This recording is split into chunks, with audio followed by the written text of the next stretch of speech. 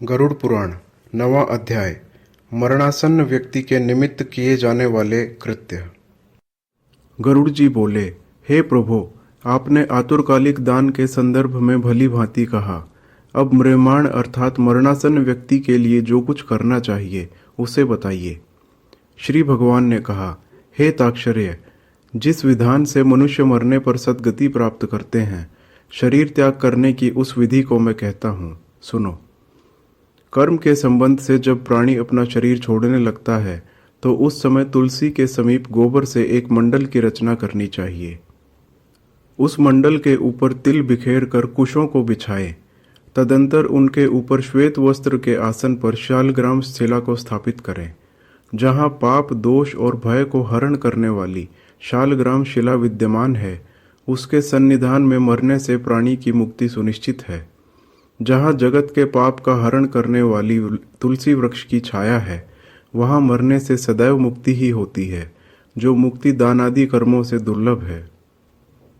जिसके घर में तुलसी वृक्ष के लिए स्थान बना हुआ है, वह घर तीर्थ स्वरूप ही है। वहाँ यम के दूत प्रवेश नहीं करते।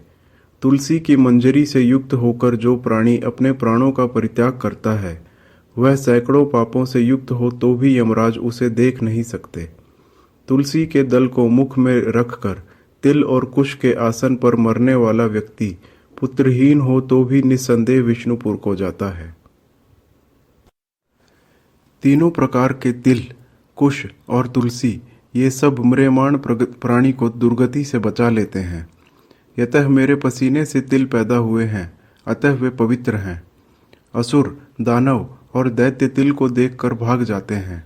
हे ताक्षर्य, मेरे रोम से पैदा हुए कुश मेरी विभूति हैं, इसीलिए उनके स्पर्श से ही मनुष्य को स्वर्ग की प्राप्ति होती है। कुश के मूल में ब्रह्मा, कुश के मध्य में जनार्दन और कुश के अग्रभाग में शंकर, इस प्रकार तीनों देवता कुश में स्थिर रहते हैं। इसीलिए कुश, अग्नि, मंत्र, तुलसी, ब्राह्मण और गौ ये बार बार उपयोग किए जाने पर भी निर्माल्य नहीं होते। पिंडदान में उपयोग किए गए कुश, प्रेत के निमित्त भोजन करने वाले ब्राह्मण, नीच के मुख से उच्चरित मंत्र, नीच संबंधी गौ और तुलसी तथा चिता की आग, ये सब निर्माल्य अर्थात अपवित्र होते हैं। गोबर से लीपी हुई और कुश भिजाकर संस्कार की गई पृथ्वी पर आतुर को स्थापित करना चाहिए। अंतरिक्ष का परिहार करना चाहिए, अर्थात चौकी आदि पर नहीं रखना चाहिए। ब्रह्मा, विष्णु, रुद्र तथा अन्य सभी देवता और अग्नि ये सभी मंडल पर विराजमान रहते हैं, इसीलिए मंडल की रचना करनी चाहिए। जो भूमि लेप रहित होती है अर्थात मलमूत्र आदि से रहित होती है, वह सर्वत्र पवित्र होती है। किंतु जो भूमि भाग कभी लीपा जा चुका है या मलमूत्र आदि से दूषित है, वहाँ पुनः लीपने पर उसकी शुद्धि हो जाती है। बिना लीपी हुई भूमि पर और चारपाई आदि पर या आकाश में राक्षस, पिशाच, भूत, प्रेत और यमदूत प्रविष्ट हो जाते हैं।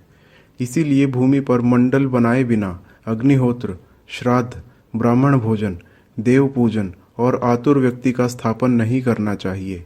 इसीलिए लीपी हुई भूमि पर आतुर व्यक्ति को लिटाकर उसके मुख में स्वर्ण और रत्न का प्रक्षेप करके शालग्राम स्वरूपी भगवान विष्णु का पादोदक देना चाहिए। जो शालग्राम शिला के जल को बिंदु मात्र भी पीता है, वह सभी पापों से मुक्त हो वैकुंठ लोक में जाता है। इसीलिए महापातक को नष्ट करने वाले गंगा जल को देना चाहिए। गंगा जल का पान सभी तीर्थों में किए जाने वाले स्नान, दान आदि के पुण्य रूपी फल को प्रदान करने वाला है। जो शरीर को शुद्ध करने वाले चंद्रायण व्रत को 1000 बार करता है और जो एक बार गंगा जल का पान करता है, वे दोनों समान फल वाले हैं। हे ताक्षर्य, अग्नि के संबंध से जैसे रुई की राशि नष्ट हो जाती है, उसी प्रकार गंगा जल से पातक भस्मसात हो जाते हैं। जो सूर्य की किरणों से संतप्त गंगा के जल का पान करता है, वह सभी योनियों से छूटकर हरि के धाम को प्राप्त होता है।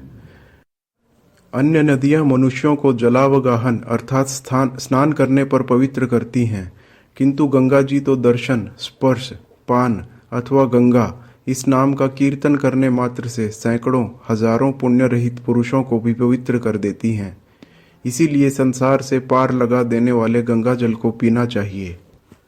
जो व्यक्ति प्राणों के कंठगत होने पर गंगा गंगा ऐसा कहता है, वह विष्णुलोक को प्राप्त होता है और पुनः भूलोक में जन्म नहीं लेता। प्राणों के निकलने के समय जो पुरुष श्रद्धा युक्त होकर मन से गंगा का चिंतन करता है, वह भी परम गति को प्राप्त होता है। अतः गंगा का ध्यान, गंगा को नमन, गंगा का संस्मरण करना चाहिए और गंगा जल का पान करना चाहिए। इसके बाद मोक्ष प्रदान करने वाली श्रीमद् भागवत की कथा को जितना संभव हो उतना श्रवण करना चाहिए। जो व्यक्ति अंत समय में श्रीमद् भागवत के एक श्लोक, आधे श्लोक अथवा एक पाद का भी पाठ करता है, वह ब्रह्मलोक को प्राप्त होकर पुनः संसार में कभी नहीं आता।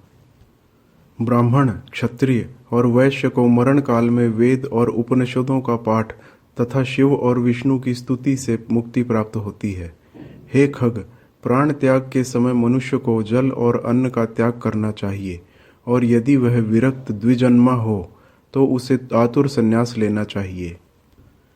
प्राणों के कंठ में आ जाने पर जो प्राणी मैंने संन्यास ले लिया है ऐसा कहता है, वह मरने पर विष्णु लोक को प्राप्त होता है, पुनः पृथ्वी पर उसका जन्म नहीं होता।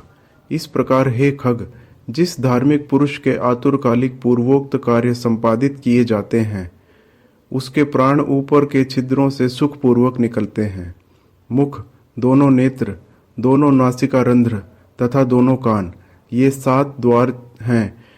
इनमें से किसी द्वार से पुण्यात्मा के प्राण निकलते हैं और योगियों के प्राण तालुरंध्र से निकलते हैं।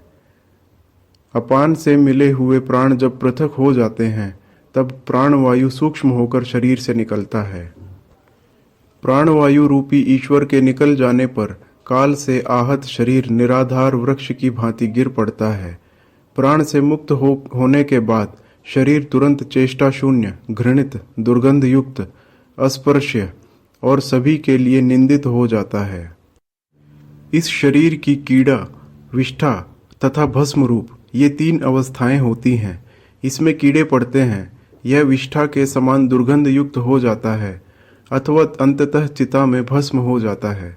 इसीलिए क्षण मात्र में नष्ट हो जाने वाले इस देह के लिए मनुष्यों के द्वारा क्यों गर्व किया जाए। पंचभूतों से निर्मित इस शरीर का पृथ्वी तत्व पृथ्वी में लीन हो जाता है, जल तत्व जल में, तेजस्व तत्व तेज में और वायु तत्व वायु में लीन हो जाता है। इसी प्रकार आकाश तत्व भी आकाश में लीन हो जाता है। सभी प्राणियों के देह में स्थित रहने वाला सर्वव्यापी शिव स्वरूप, नित्य मुक्त और जगत साक्षी आत्मा अजर अमर है।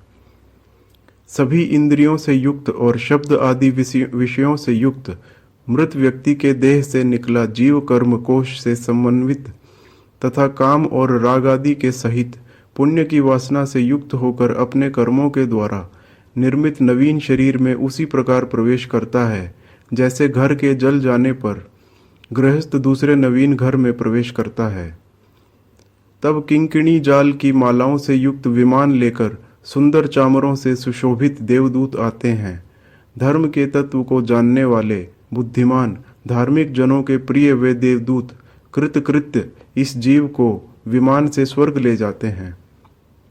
सुंदर दिव्य देह धारण करके, निर्मल वस्त्र और माल्य धारण करके, सुवर्ण और रत्नादि के आभरणों से युक्त होकर वह महानुभाव जीवदान के प्रभाव से देवताओं से पूजित होकर स्वर्ग को प्राप्त करता है। इस प्रकार गरुड़ पुराण के अंतर्गत सारोद्धार में म्रियमाण कृत्य निरूपण नामक 9वां अध्याय